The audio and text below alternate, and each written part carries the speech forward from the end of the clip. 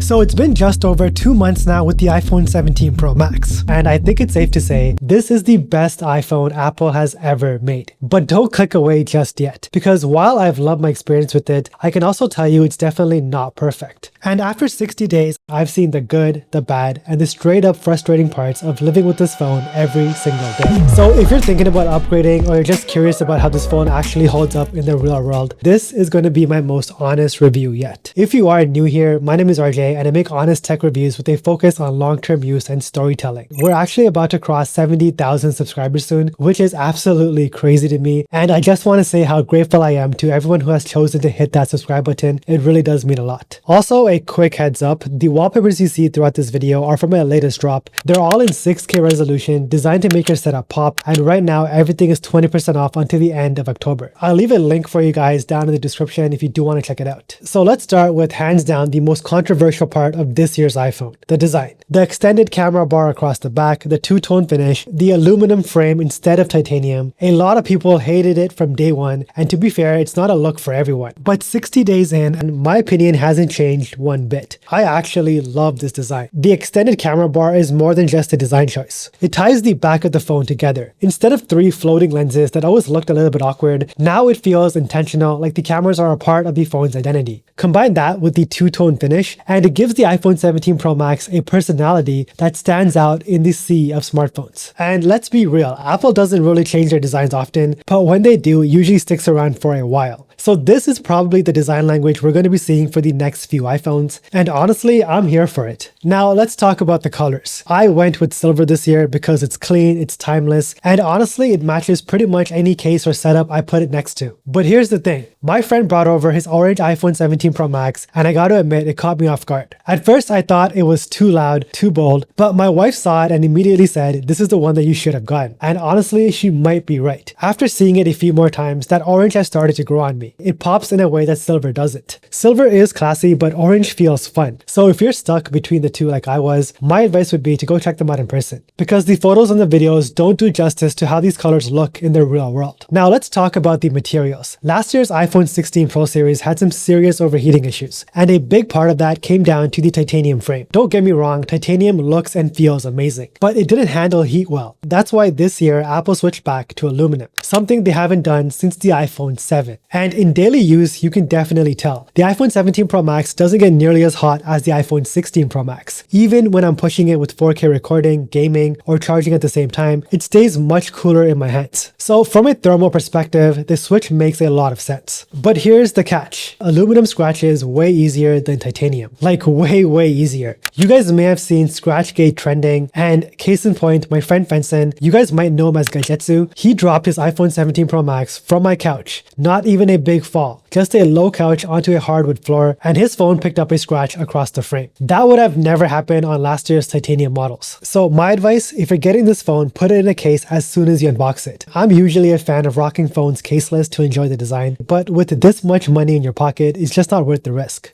One of the absolute highlights of the iPhone 17 Pro Max is the display. Apple didn't reinvent the wheel here, but honestly, they didn't need to. This is one of the brightest, sharpest panels you can get on a phone right now. Indoors, it's flawless. Colors pop, HDR looks incredible, and it just feels buttery smooth. But the real difference shows outdoors. On older iPhones, stepping into direct sunlight meant your display would dim itself after a few seconds, making it very frustrating to use. On the iPhone 17 Pro Max, that issue is basically gone. The screen stays bright even outdoors, which makes it a lot more usable day to day. But I do have to call out one disappointment: the anti-reflective coating. Apple made a big deal about it, but honestly, after 30 days, I am not convinced it's really putting in any work at all. Most days I can barely tell that it's there. If you've ever used something like the Galaxy S25 Ultra, then you'll know just how noticeable a good anti-reflective layer can be. Samsung has this on lock, and you can see the difference instantly. It's better than nothing, but for how much Apple hyped it up, it's pretty underwhelming. I didn't get that. For media consumption though, this display is still a beast. YouTube, Netflix, TikTok, whatever you're watching looks absolutely stunning. HDR playback, high frame rates,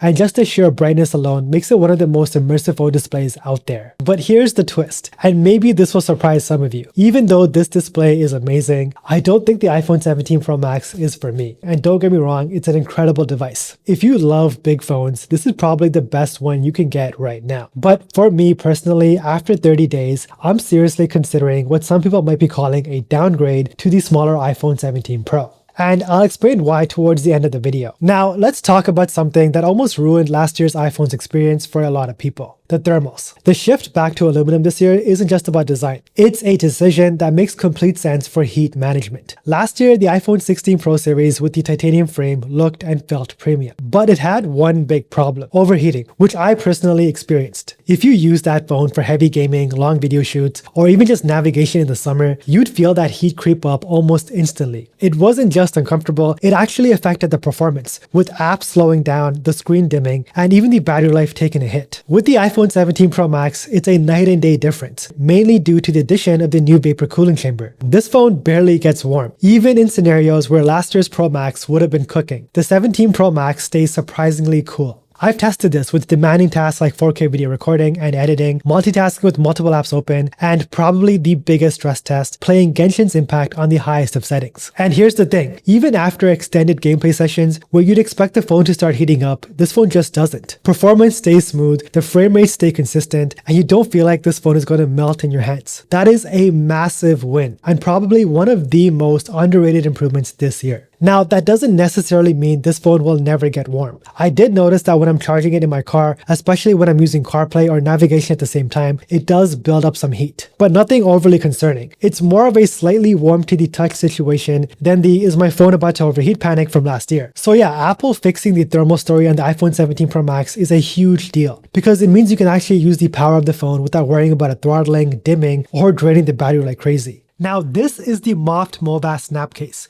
It's minimal, magnetic, and made to connect to your everyday essentials seamlessly. I've been using it for a while now, and what I love most is how soft it feels while still giving that perfect grip. It's sleek without being slippery. And this is what really changed my everyday carry: the Moft Snap Field Wallet. Before this, I was always juggling between bulky wallets or those slim card holders that couldn't even fit cash. This solves both problems. It's built with a one-piece origami design that folds out smartly and gives you space for almost everything.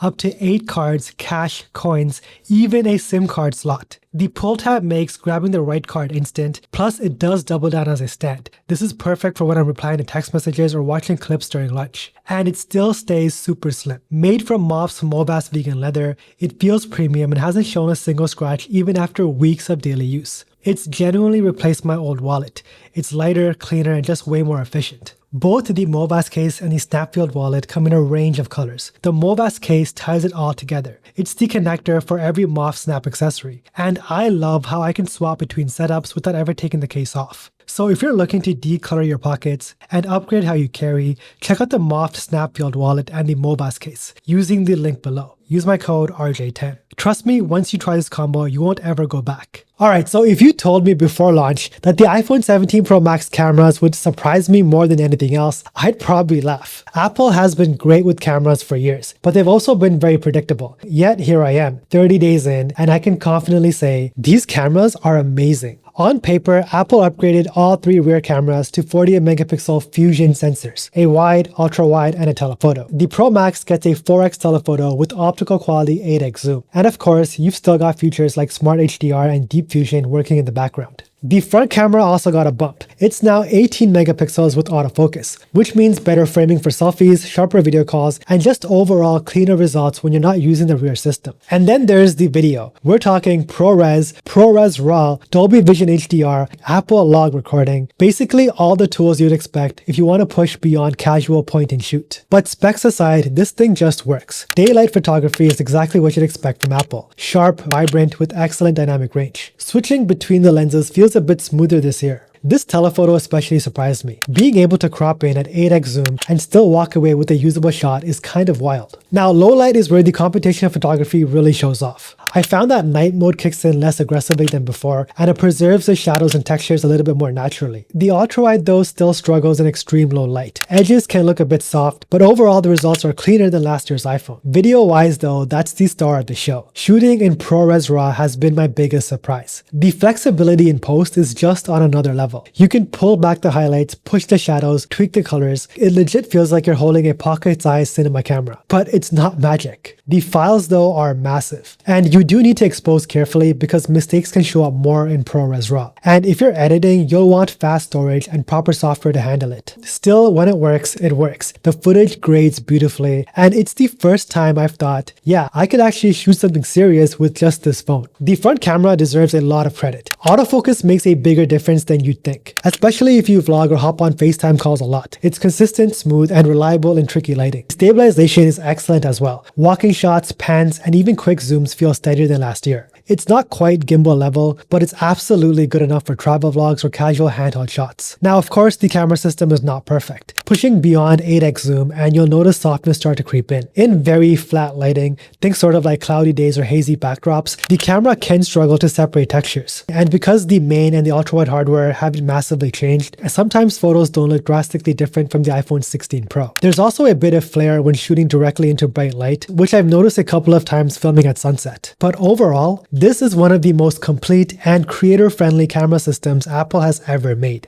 And here's the thing, so many of you in my comments and my DMs have been asking me, how do you actually shoot in ProRes RAW? How do you edit it, color grade it, and export it without your laptop catching on fire? If that's a video you guys will actually watch, let me know down in the comments below. Just comment RAW workflow and I'll put together a full guide on how I shoot and grade ProRes RAW on this iPhone. If there's one area where the iPhone 17 Pro Max has straight up just blown me away, it's the battery life. I've used a lot of flagships over the years, Samsung Ultras, Pixels, OnePlus devices, and I can say without hesitation, this is the best battery life I've ever had on a flagship smartphone. That's a big statement, but we're talking about 9 to 10 hours of screen on time easily. That's not light use either. That's full brightness outdoors, 5G turned on, taking photos, recording videos, using maps, editing short clips, and plenty of social media scrolling. Basically my typical heavy day. The craziest part though is, the other day I started my morning with just 42% battery. Normally with any other flagship, I'd be scrambling for a charger by mid-afternoon. But with the iPhone 17 Pro Max, I actually trusted it. I didn't plug it in once and I went through my full day. Texts, calls, videos, 5G running in the background, and I still ended my day with around 17% left. That's wild. That's the kind of confidence you want from your daily driver. A phone that doesn't make you think twice about whether or not you've got enough juice to get through the day. Part of the magic here though is Apple's efficiency. The A19 Pro chip is built on a smaller processor. iOS 26 is optimized to manage background tasks. And when you combine all of that with a bigger battery cell, the results are incredible. And yes, if you didn't know, the eSIM variant of the iPhone 17 Pro Max actually ships with a 5000 mAh battery. That's the largest battery Apple has ever put into an iPhone. Combine that raw capacity with Apple software tuning and thermal management, and you've got a phone that just doesn't last longer on paper, it actually lasts longer in real life. So if you're someone who travels a lot or just doesn't want to live tethered to a charger, the iPhone 17 Pro Max sets a new standard. For me, this is the kind of battery performance that makes me wonder how we ever accepted anything less. I can honestly say this is the best iPhone Apple has ever made. The design is bold, the cameras are incredible, the thermals are fixed, and the battery life sets a new standard. But here's the twist. I'm not keeping it. Not because this isn't great, it's an amazing phone, but because it's not the right phone for me. And I think that's a very important distinction. I've realized over the past month that I just prefer smaller phones. They're easier to carry, easier to pocket, and just less of a burden when you're using it one-handed or traveling. The Pro Max, as good as it is still a very big and heavy phone. And after a while, you start to feel that weight. The regular iPhone 17 Pro, on the other hand, feels like the sweet spot. It's more compact with its 6.3-inch display, but honestly, I get used to a smaller screen almost instantly. It's not a downgrade in daily use, it's just a better fit for how I like to use my phone. And the best part is I'm not losing much. Sure, the Pro Max has the larger 5000 mAh battery, but since the iPhone 17 Pro Max already gives me the best battery life I've ever used, I'm confident that the regular iPhone 17 Pro will still be more than enough for my usage. So in the end, this review isn't just about saying the iPhone 17 Pro Max is excellent. It's also about reminding you that the best phone on paper isn't always the best phone for you. Sometimes the smaller, lighter option is just a smarter choice. So that's been my honest 30-day review with the iPhone 17 Pro Max. I would love to hear what you guys think. Are you Team Pro Max, or are you like me leaning towards the smaller iPhone 17 Pro? Let me know down in the comments. And of course, if you made it to the end of this video, drop a dolphin emoji down in the comments below. I would love to know who my true supporters are. You guys are absolutely amazing. So yeah, if you found this video helpful, subscribe to the channel, like the video, hype the video. It really does help my channel out. And make sure to check out my latest wallpaper drop, linked in the description below. As always, thank you so much for watching, and don't forget to flex with your tech.